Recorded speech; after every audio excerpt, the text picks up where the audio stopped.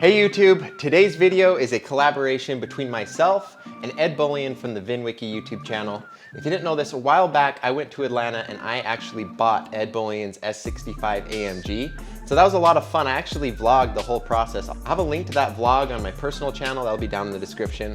But anyways, that's besides the point.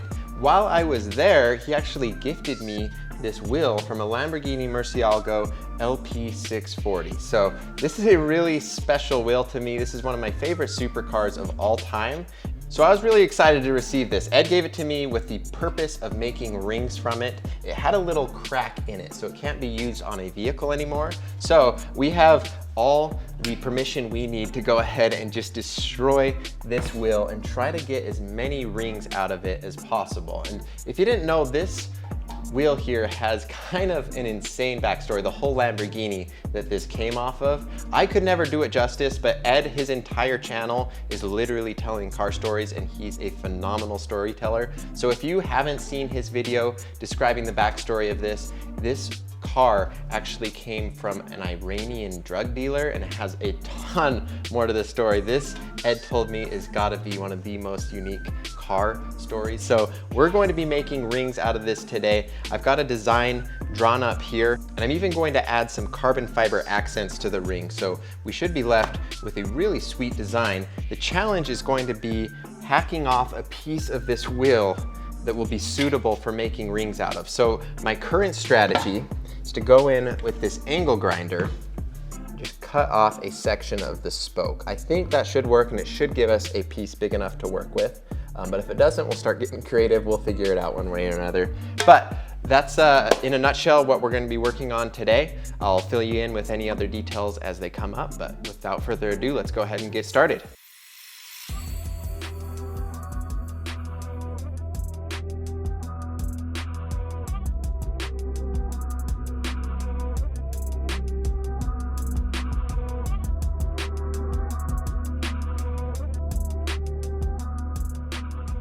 All right, this first step wasn't too difficult. All I'm doing is I'm using my angle grinder and I'm cutting a section out.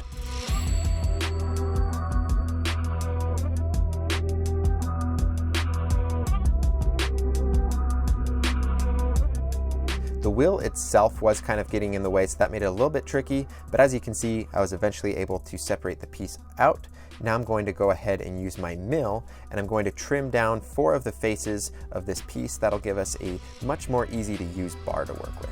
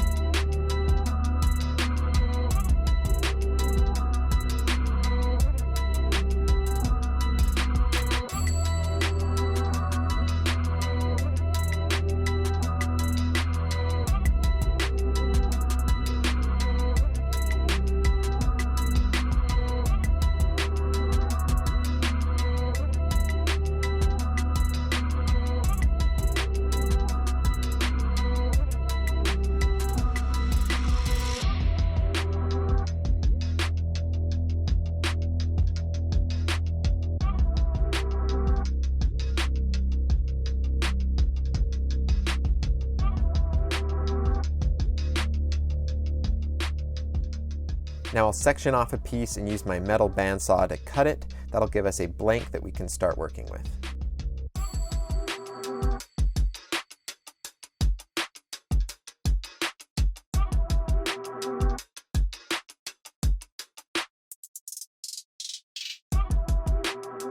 My first step here will be using my belt sander to round the blank out. That'll get it ready to go ahead and fit in my lathe.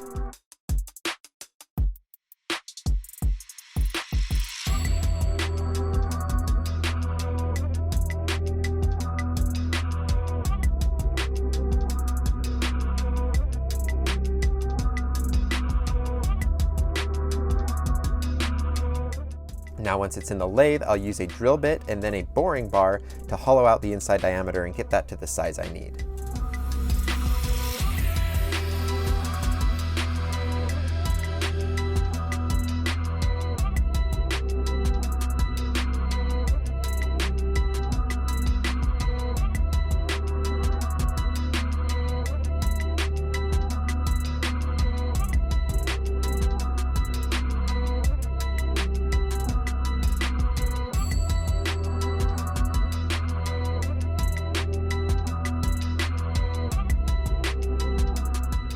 Next, I'll use one of my Patrick Adair Supplies ring mandrels to begin work on the outer diameter. So as you can see, I'm just trimming away on the outside, getting that down to the diameter I need, and then I trim up the edge, get rid of all that rough surface, and get it down to its nice, smooth, and flat.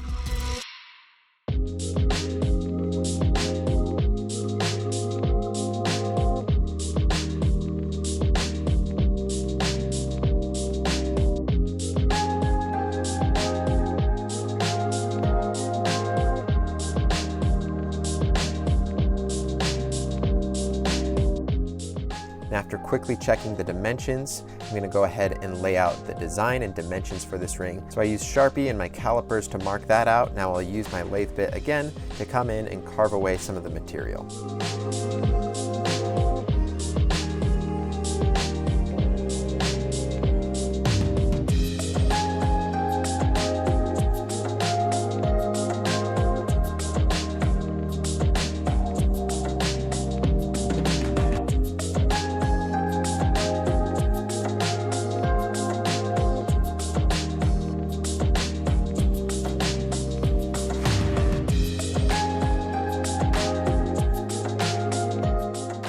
Now I'm ready to set the blank aside, and it's time to go ahead and prepare the carbon fiber pieces. Now time for a little more product placement. I'll be using my Patrick Adair Supplies diamond hole saws to cut out a carbon fiber ring blank. I just selected the correct inner and outer diameter, used water to cool it as I drilled, and pretty soon we're left with this nice blank.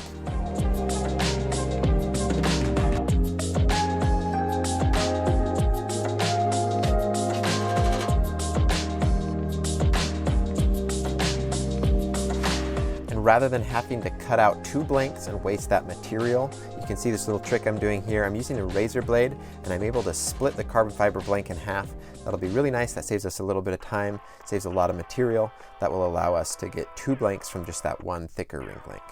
Now these are mostly ready to go. I just need to go ahead and sand it till it's the precise diameter so that it'll barely fit on the outside of our aluminum wheel blank here. And then I'll use some Astrotech CA adhesive to go ahead and permanently bond both of these to their edges.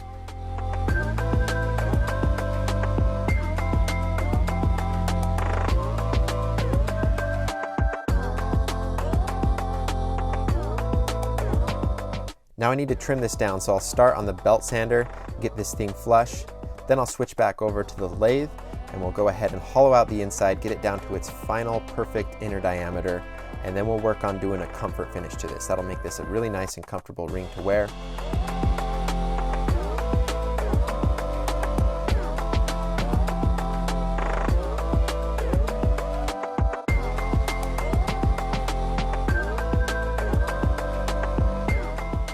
Now we can switch over to the sandpapers. I'll just go through every single grit until I get this nice and smooth.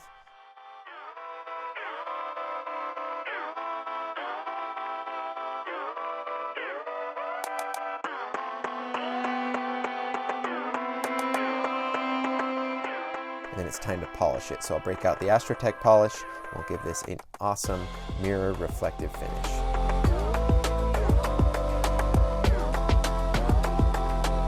Now with that, the inside of this ring is done. I'm going to wrap a little bit of electric tape on my expanding ring mandrel. That way we can protect that finish that we just spent so long doing. And all I need to do is trim down the outer diameter. And then as a final check, I just make sure all of my dimensions are right. And then I'll just repeat the exact same steps I did on the inside on the outside. So just go through all the grits of sandpaper, and then lastly, I've hit it with that Astrotech polish.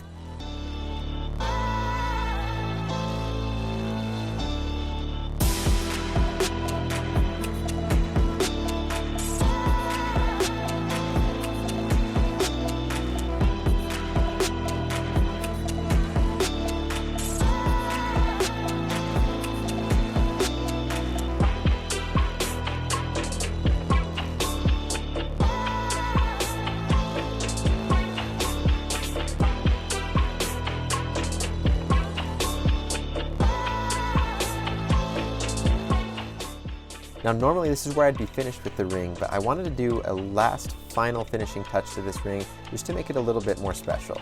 So I'll be using my laser engraver and I'm going to label this with some information. So first I'm labeling it with the exact model this ring was made from, as well as the VIN for this vehicle. And then lastly, you can see I hit it with the number sign 01. That is to show that this is the first ring. This is out of 25. We're going to be selling a total of 25 of these rings, and each one of them will be labeled with their exact production number.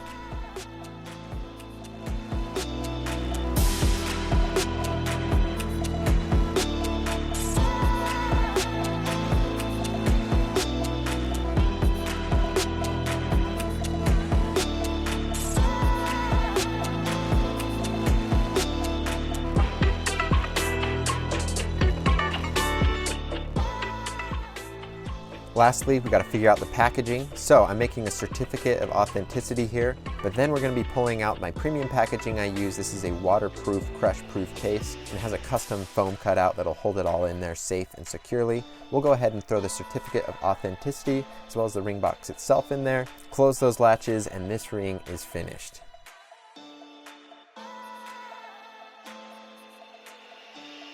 So that's the ring, guys. This was a really fun project. This has been something I've been waiting to do for a very long time. Thank you so much to Ed for providing the wheel for this project. If you want to order one of these, we're going to have, like I said earlier, a total of 25 of these available. This first one is for Ed, so only 24 more will be available. So I'll have a link to that in the description below. Other than that, I want to thank you for watching. You can consider subscribing if you enjoyed the video, and I'll see you in the next one.